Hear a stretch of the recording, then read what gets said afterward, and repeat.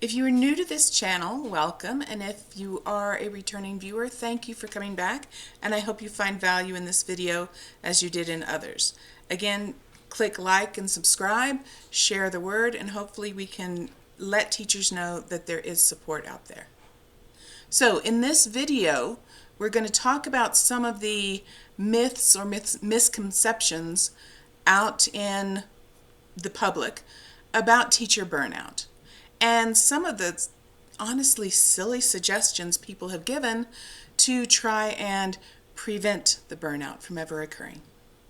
As I was researching this, I kept coming across kind of the same keywords in everything I was reading, talking about proactive prevention and fueling your passion and reigniting the flame for teaching. And several people actually said, fundamentally change how you look at teaching as a career. And I'm thinking to myself, has this person who's writing this ever actually been in the classroom?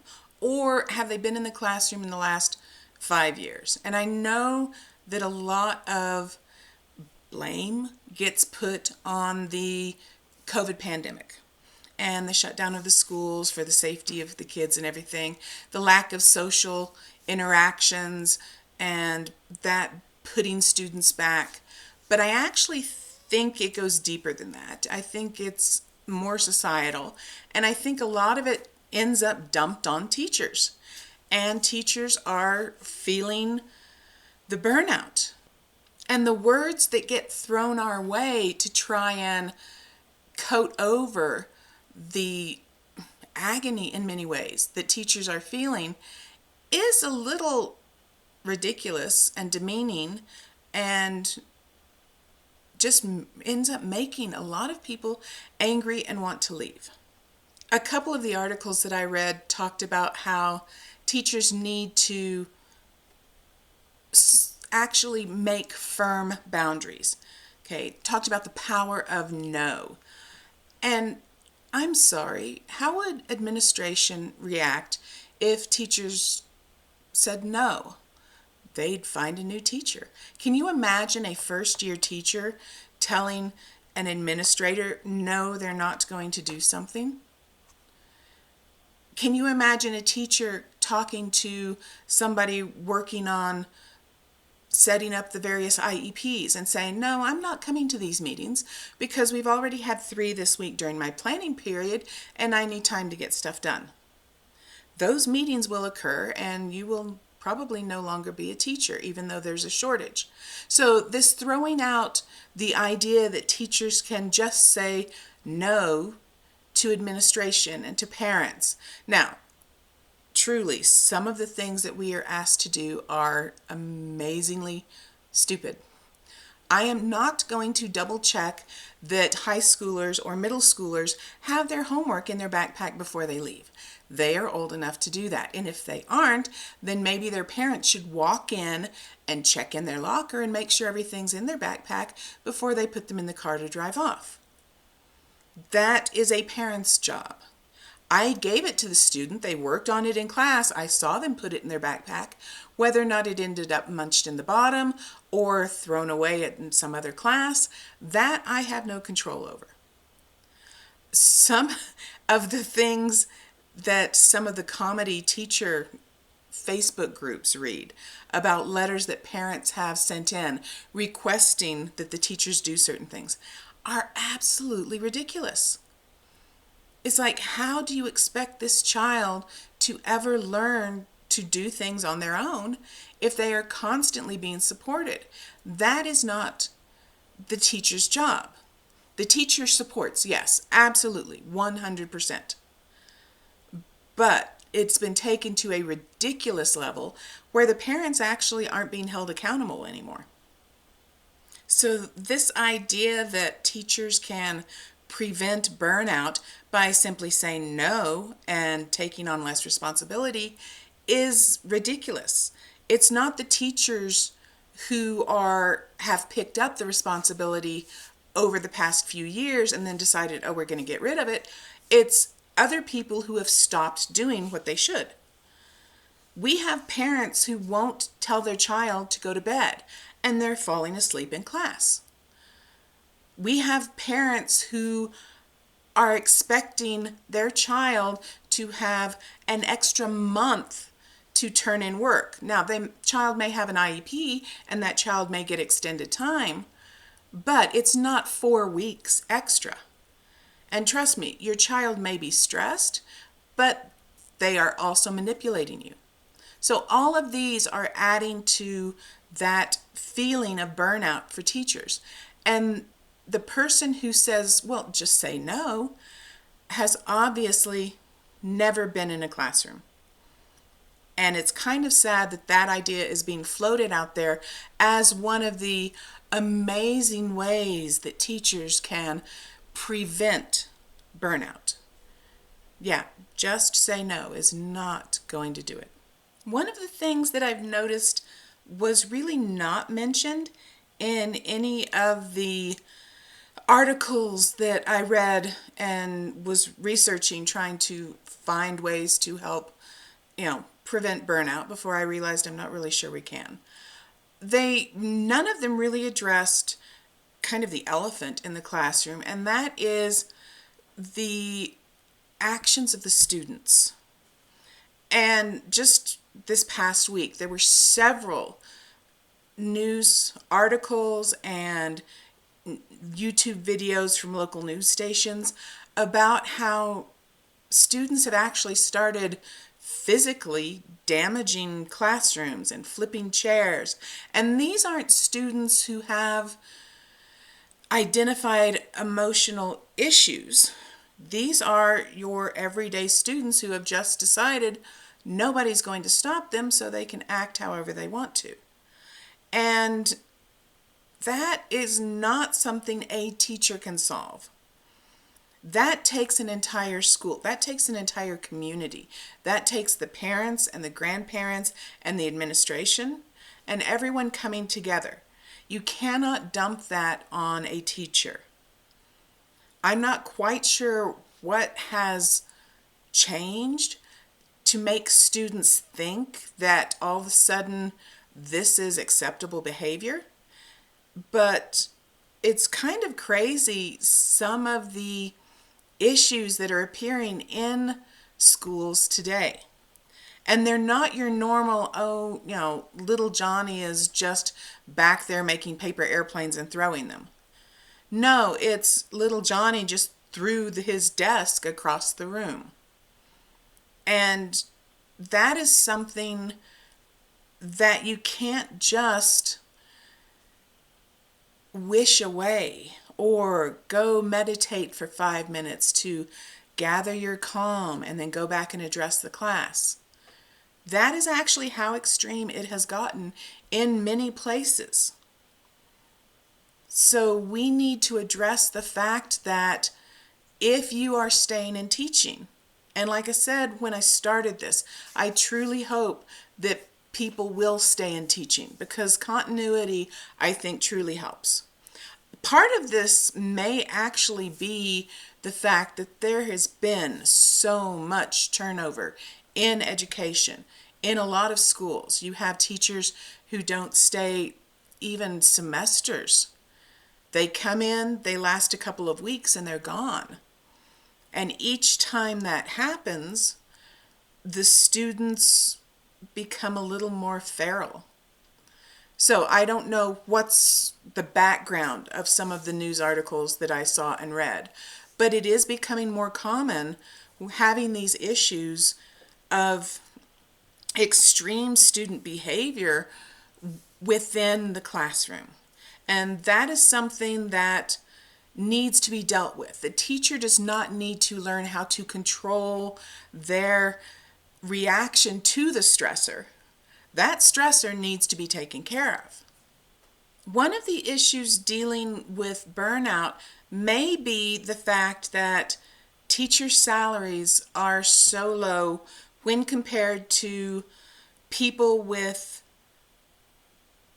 basically the same levels of education. Every teacher has a bachelor's. Every teacher has gone at least 4 years to college and many times more.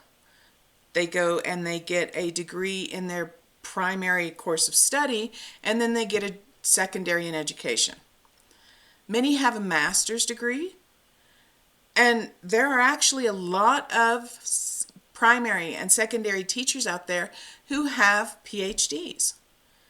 And yet the pay scale for teachers is not comparable to anyone else with that same level of education. And it's very rare when teachers don't have a second job. And everyone talks about, well, teachers get summers off. Teachers are normally in training during the summer. Teachers may be taking courses themselves because we have to have continuing education courses to keep our certifications. And many times teachers are working second and third jobs so that they can afford to be teachers for the rest of the year. So, no, it's not summers off. It is this constant grind of trying to get things done. And that, I think, needs to be addressed. If a teacher is capable of focusing on that one job and taking time to do that one job correctly, and being able to go home after spending the day at that job, and maybe, yes, even still doing grading and things, but not going home, changing clothes, and going to a second job, that in itself would help with the burnout. And that is a community thing. There needs to be some push from the school board or the community to help pay teachers what their job is worth to the community. And again, telling teachers that changing their mindset is going to help prevent burnout. Changing your mindset isn't going to do nearly as much as getting paid for what you're worth and not having to go to a second or a third job.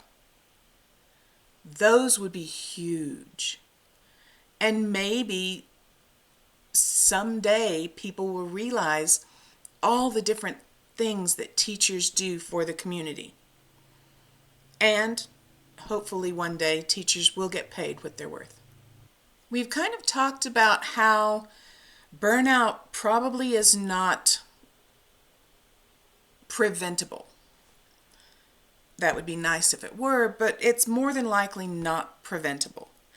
If you find yourself feeling the symptoms of burnout, if you just don't want to get up in the mornings and the thought of getting to work really makes you cry, then there are some things that you can do to help reduce those symptoms until hopefully other people from outside education help us fix the problem that is endemic to education.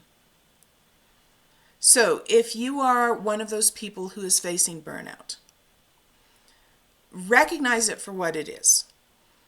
It is not you being a bad teacher. It is you being completely overwhelmed. And evolutionarily speaking, we have certain responses to stress. You have the fight response, the flight response, and the freeze response. So if you are feeling in danger, and that really is how our body reads this. It is a stress. It is a constant stress that your body is reading as a source of danger, and it is flooding your body with cortisol, and that is just, we cannot stay in that fight or flight or freeze mindset our entire lives.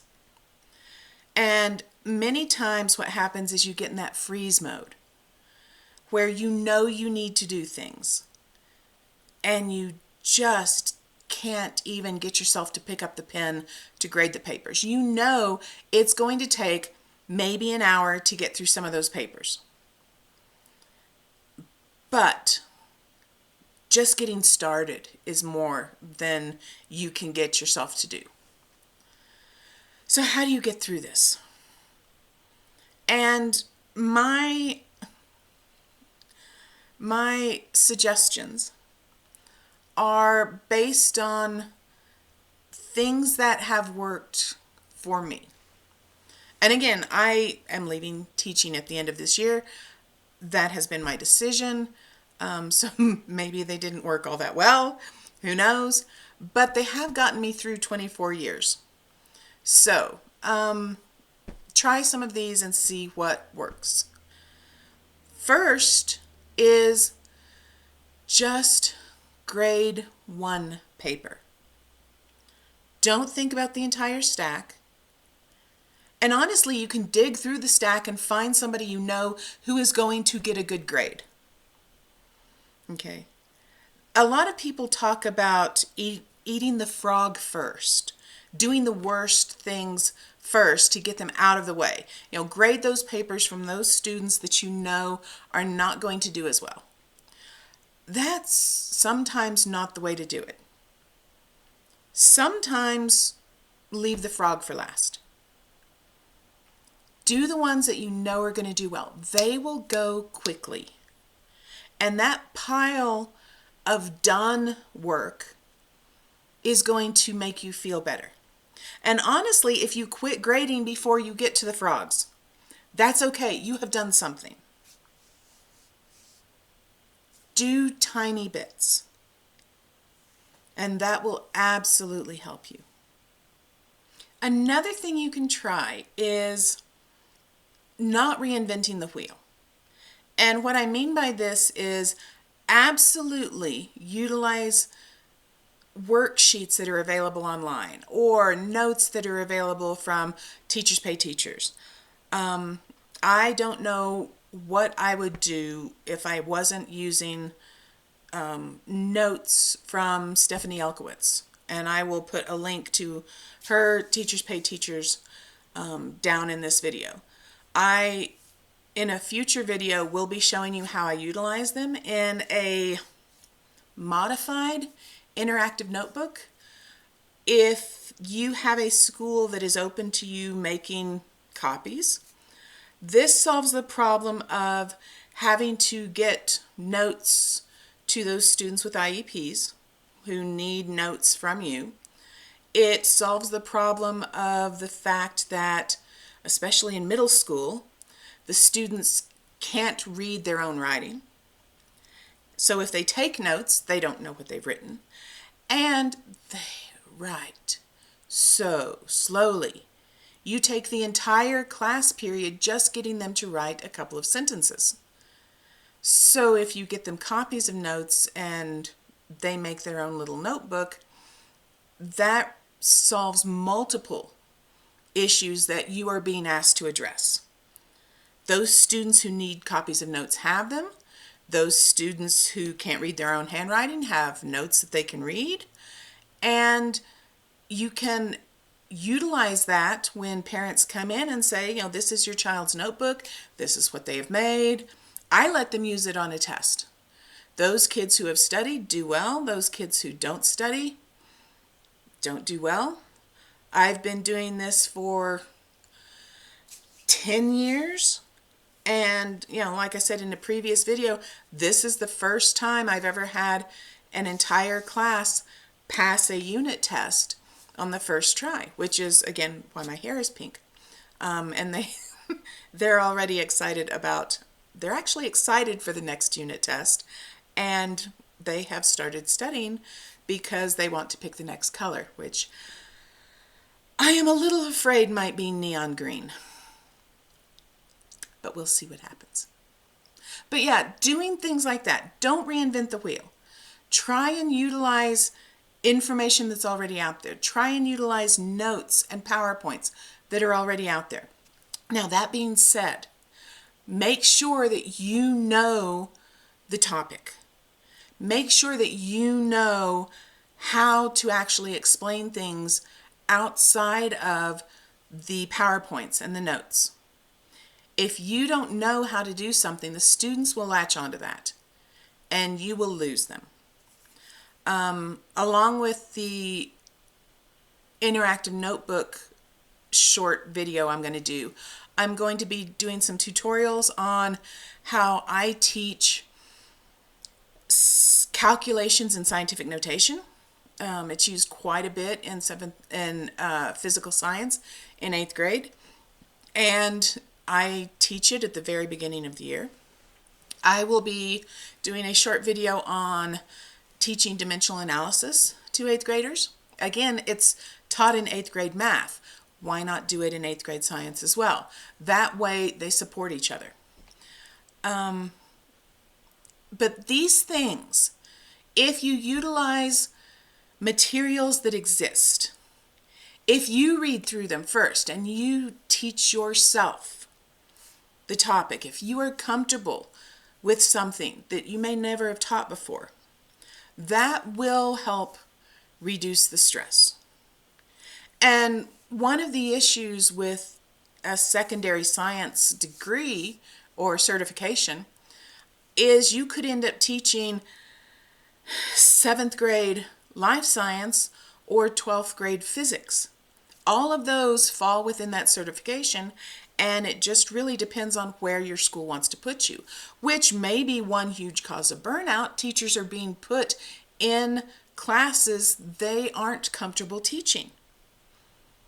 And being hired to do a job, but being placed in a classroom that you know nothing about the subject is not fun. I have done it, I've done it multiple times, which may be why by now I'm fairly comfortable teaching most things.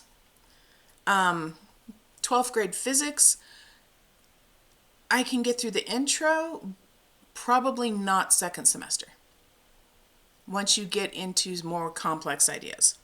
But generally up to that point, and general physical science, earth and space science, all of those, pretty comfortable with. Find ways to help yourself be comfortable with the subject. If you are comfortable with your subject, then getting off topic or somebody acting up or other things going on aren't going to faze you quite so much. It's going to be something that you can take in stride, and it won't be this additional stress that adds to that feeling of burnout. So absolutely utilize resources. Utilize people you know. Find things that you can use that are already made, but make sure you understand them before you teach them to the class. If you do that, hopefully cortisol levels go down, stress levels go down just a little bit, and some of the other stuff doesn't seem quite so overwhelming. As always, I want to thank you for joining me this week. I hope that you have had a relaxing weekend, and I hope that the week ahead is relaxing and pleasant and surprising in wonderful ways. Please like and subscribe if you found this video helpful. Share it with your friends if you think that there is somebody that can be helped with the information in this video. And I will see you next week.